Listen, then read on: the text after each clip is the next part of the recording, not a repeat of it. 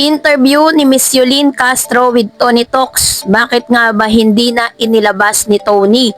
But before that, if you haven't subscribed yet to my YouTube channel, please don't forget to like, share, and subscribe at hit mo na rin ang notification bell for more showbiz updates.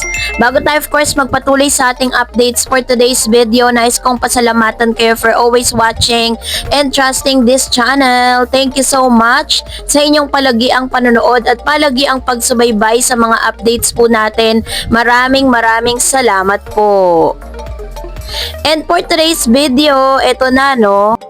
Hanggang sa ngayon ay maingay pa rin ang pangalan ni Yobab or Yulin Castro, also known as Yobab, na merong 563,000 subscribers sa YouTube at meron pong milyong followers dito po sa TikTok, kung saan nag-viral ang kanyang pangalan dahil sa pag-iinsulto nito sa isang coffee shop sa Iloilo. Hanggang sa ngayon ay pinag-uusapan pa rin at talagang talk of the town pa rin itong si Miss Yulin dahil hanggang sa ngayon hindi pa rin siya naglalabas ng kanyang public apology matapos niyang bigyan ng bad review ang isang coffee shop sa Iloilo. Hindi pa man po lumalabas yung kanyang public apology, ay may mga video na naman pong nagsa-circulate kung saan hindi lang pala ang coffee shop na coffee break sa Iloilo ang binigyan niya ng review, dahil maging ang mga delicacies ng Guimaras or Iloilo ay binigyan niya rin ng mga bad review at talaga namang nakaka-lurky, no? Nakakaloka ang ilan sa kanyang mga sinabi patungkol dito. So narito ang video, let's watch this. It's not matigas and it's not masarap. Okay, dun tayo sa mango tart. Hindi ko na-excite yung mga ganito. Kaya ito pinag-spread ko talaga. Trip kasi yung mga tao na to eh. Tama ba? Kasi tart na yun, parang feelings na yun eh. Ah, parang yema siya. What happened, Bella? Why you crying again? I know, vampire Wala rights. pala. Okay. Di ba nagustuhan mo? Di ba nagustuhan mo? Another unsuccessful human made. Okay, dito tayo sa mango Serafina. Ano ba yung Serafina? Serafina, ano yung Serafina? Oh, dikit-dikit. Kain ng kape. Mahal naman. Maharap, sarap itapon. Pastillas na mangga. Another one. Hindi naman siya lasang mangga. Hinigop yung pulboron. Hindi kasi iniigop yan, sinisingkot kasi. Kevin. Okay, this Gawing So dahil dito, muli na naman pong nag-ignite ang galit ng ilang mga taga Iloilo dito kay Yulin. Dahil hindi pa nga ito naglalabas ang kanyang public apology, ay may mga ganitong video na naman na naglalabasan. At sa isa pong programa sa radyo nitong Energy FM, ay meron po silang sinabi no, na talaga namang nakakaloka din dahil to po ay parte ng kanyang storya. Panoorin natin. Pending ng mga yung mga na-record na, yun ang mga naantala pa na total wala naman din namang wawa. Meron ng influencer na hindi na yata i-upload. Talaga ba? Yung controversial ngayon? Hindi ko alam. Baka mabasa. Wow. Hindi pa rin nagsusorry. Wow. Tabang. O, diba? Tabang. Diba? Ay, nako.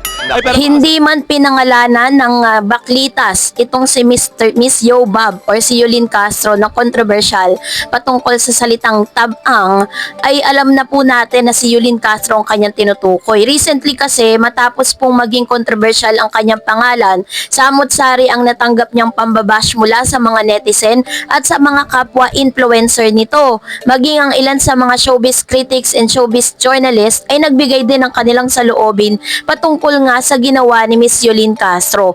Halos hindi na po nagpapakita or wala pong mga uploads itong si Miss Yulin Castro sa kanyang social media dahil sobrang init po ng kanyang pangalan, ano?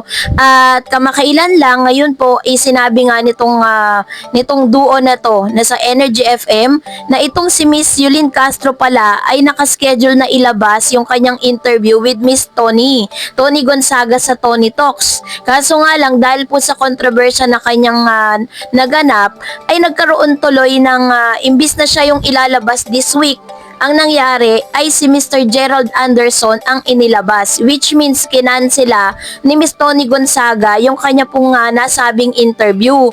So dahil po dun sa kanyang bad character, no, bad publicity na kanyang ginawa, napakarami pong naapektuhan sa kanya. Hindi lang po dun sa coffee break, no, or dun po sa mga product na kanyang ininsulto, but also doon po sa mga ginagawa niya, sobrang malaking effect po ito para sa kanya dahil buong Pilipinas ata talagang inaano siya, yung binabash po siya, 'di ba? So, ito po si Gerald Anderson po ang inilabas tuloy. Hindi dapat si Gerald ang ilalabas kasi within by next week pa sana si Gerald at dapat si Yulin Castro ang ma-feature ngayon sa Tony Talks. Pero dahil nga doon sa pangyayari na yon ay minabuti na po ng management ng Tony Talks na si Gerald ang ilabas instead of Yulin Castro. So hindi po maganda yung naging naging epekto noon, no? Para po dito sa karera ni Yulin dahil sabi nga sobrang tapang ni Yulin hanggang sa ngayon nananahimik at tila baga pinaninindigan niya kung ano yung nasabi niya sa social media. Ngayon ang tanong ng marami, dapat nga bang humingi ng paumanhin si Yulin Castro sa publiko? Kasi sa panahon po ng social media, ang bawat pahayag ng isang influencer ay may kakambal na responsibilidad. Kamakailan nga nung naging sentro ng kontrobersya si Yulin Castro, kilala bilang pambansang Yoba, matapos ang kanyang negatibong food review sa isang kilalang coffee shop sa Iloilo City. Nang insidentong ito ay nagbukas ng discussion, dapat ba siyang humingi ng paumanhin sa publiko? Ayon sa ulat ng PEP, binatiko si Yulin dahil sa kanyang insulting na review sa Coffee Break Cafe.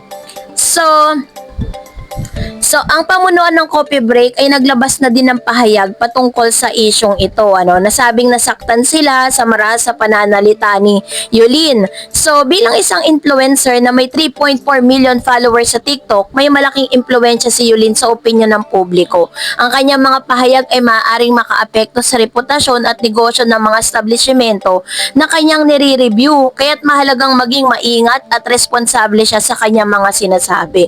So, kung ang sa tanong na kailangan ba talaga na siya po ay humingi ng sorry sa publiko para ba ano bang magiging epekto nito para sa kanya. So, public statement via social media or video. Maglabas ng maayos na statement. Ito yung mga dapat niyang gawin. Humingi ng paumanhin at ipaliwanag ang kanyang tunay na intensyon.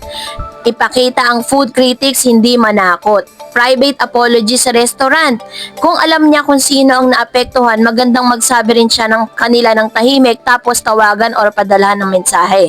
Obligasyon sa pag-repair ng balik content. Maaaring gumawa siya ng follow-up review na mas may balancing tono o kaya naman may feature na mga unique aspect ng restaurant bilang redemption. So yun po yung inaantay. Commitment to better practices sa video o post. Sabihin na magtatayo siya ng bagong set ng personal guidelines. Halimbawa, well, do visit, talk with management, and highlight strength and weak points constructively.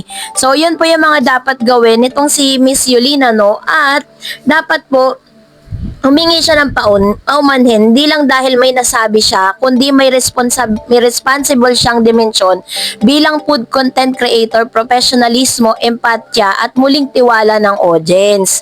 Yun po yung mga dapat na gawin, So, kailangan talaga is meron siyang tinatawag na public apology para po, although hindi na natin maibabalik yung nagawa niya, nasabi niya, pero pwede niya pa rin namang ayusin sa pamamagitan ng pagkakaroon ng follow-up na videos na magsasabi siya ng in a right manner, 'di ba? Alam natin na hindi naman na may babalik lahat 'yan, parang sinasabi ni Yobab na let the history die itself, 'di ba? Pero kailangan kasi may gawin siya para bumalik yung tiwala sa kanya ng mga tao. So kayo po, anong inyong saloobin patungkol dito? Comment down below.